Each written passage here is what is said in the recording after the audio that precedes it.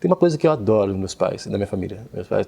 Meus pais e minhas duas irmãs. Minha mãe já faleceu, meu pai ainda está vivo, tenho duas irmãs. Em casa ninguém grita. Isso, pelo menos para mim, isso é assim, a gente não tem voz alta. Né? Pode ter, mesmo que se tiver discussão, assim, acho que quem está de fora assim, não sabe quem está discute com a sobrancelha. Tipo, vai falar, discute com a sobrancelha. Então quem está de fora não imagina quem está brigando. Né? Tem briga, mas ninguém vê, ninguém percebe. Então essa coisa de ser silêncio, né, que para mim tem a ver com a harmonia. Quando não tem uma quebra, uma tensão, uma coisa que fragmenta no ar.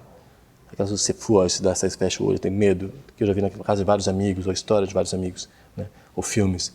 Então, é aquela qualidade de quebra, de passar de um limite, que rompe a harmonia, que rompe o afeto que a gente tem, temporariamente o afeto que a gente tem um pelo outro, esse tipo de tensão não tinha.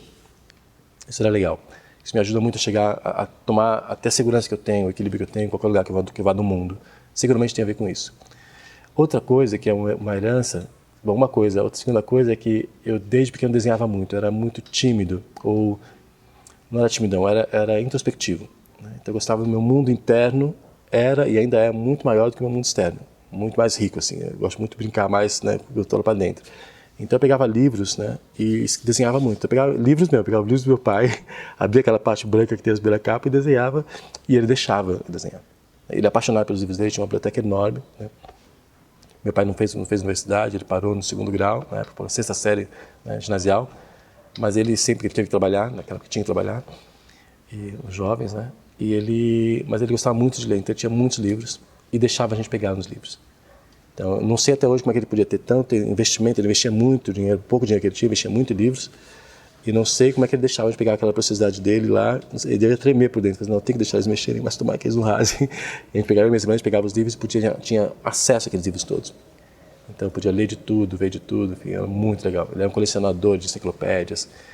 Então essa coisa de ter, mais do que ter os livros, é deixar a gente mexer nos livros. Essa liberdade que tinha de mexer nas coisas, né? De aprender como a gente quisesse. A criança vai aprender muito mais com a mão no começo. E acho que a terceira coisa, seguramente a terceira coisa que me moldou muito, que eu agradeço muito, foi o nosso contato com a natureza e com a diversidade cultural. Então eu não sei como eles têm tão pouco dinheiro. Eles planejavam forma, as nossas férias eram, por exemplo, em praias desertas, do litoral norte.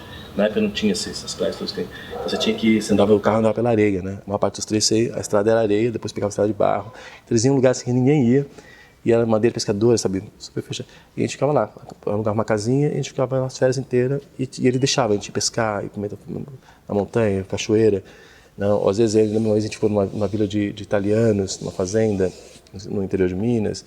Então eu falei, filho, você deixava a gente solto lá, não é que ele levava a gente para lá. A criança vai fuçando, né? A gente tinha uma casa na serra, uma cabana na serra da Serra de São Paulo, que era do lado de uma aldeia indígena, Guarani. Então eu ficava lá, assim, achava tinha duas coisas que eu amava quando eu ia para lá. Né? Eu fugia de casa, sumia, ia para a floresta, ou ia para essa aldeia Guarani, que eu não falava a língua deles, e eu adorava, porque ninguém falava a língua deles, se entendia muito bem.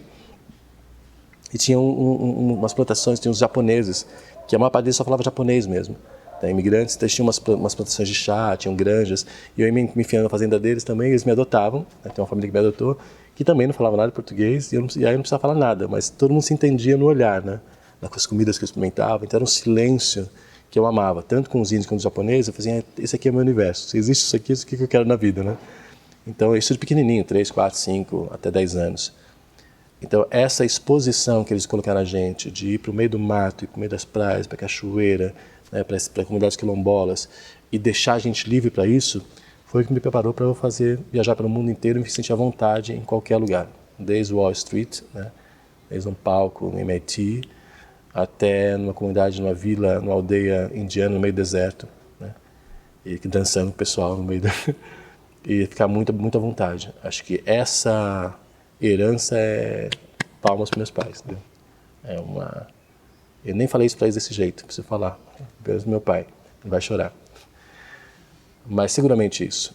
Né? O resto, assim, é toda a base que eu precisei para ganhar o mundo e ficar à vontade. Né?